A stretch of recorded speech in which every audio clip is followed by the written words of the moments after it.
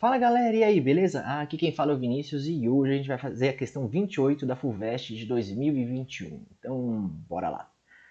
Ela começa assim. A genealogia a seguir representa uma família em que aparecem pessoas afetadas por adrenoleucodistrofia. A mulher 3, 2, ou seja, aqui é a parte 3 e a mulher 2.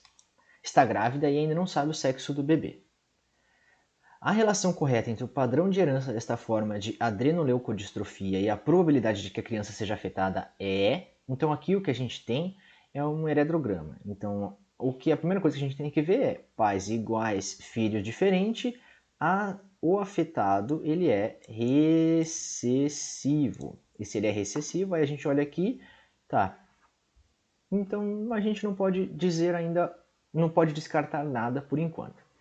Agora, a única diferença aqui a gente vai ver é ligado ao y. E vamos ver por que ele não pode ser ligado ao y. Pelo simples fato de que se ele fosse ligado ao y, o homem aqui, ó, ele é x, y.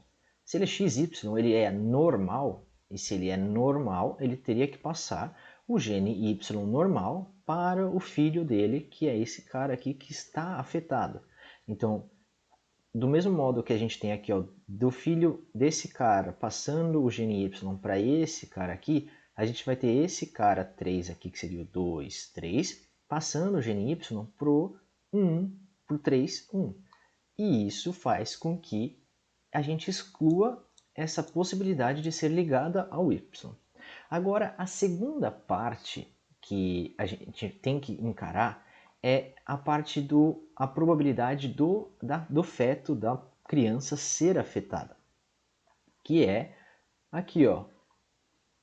Essa possibilidade aqui, ó, a gente tem, ela é azão traço. Então existe uma probabilidade aqui que se ela for azão, não existe a possibilidade dela ser afetada, da criança dessa mulher ser afetada, se for autossômico. Então aqui a gente vai excluir a alternativa D e a alternativa E por causa desse qualquer caso aqui. Porque senão a gente teria que analisar caso a caso. Se ela fosse azão, seria 0%. Se ela fosse azinho, a gente teria ainda que analisar essa pessoa aqui. E para saber essa pessoa aqui, eu sei que ela é azão, porque ela é normal, mas eu não sei qual ela vai ser aqui, nesse caso específico. Pelo simples fato de que eu não sei qual é a frequência desse gene na população, se ele é direitinho, certinho. Então aqui ele poderia ser azão, e aí ele também seria, a probabilidade seria zero. Se ele fosse azinho, qual é a probabilidade de ele ser azinho? Geralmente é 2/3, porque pelo diagrama que a gente geralmente faz em genética, para ele ser azãozinho, o pai tem que ser azãozinho, a mãe azãozinho, ou a mãe azão, e o pai azão, e aí ele vai ser azãozinho também. Então existem muitas possibilidades diferentes para se analisar, para saber qual é a probabilidade da criança deles serem recessivas no caso do gene ser autossômico. Então não é em qualquer caso isso daqui. Então, por isso a gente vai excluir e não vai se ater em analisar cada um dos casos nesse sentido. Então, a gente tem que ver se a gente descobriu então que é ligado ao X e é recessivo. Então, a gente tem que ver qual é a probabilidade de ele ser afetado. E como a gente resolve isso? Resolvendo o heredograma. Então, aqui o que a gente tem é x e y. Deixa eu apagar isso aqui.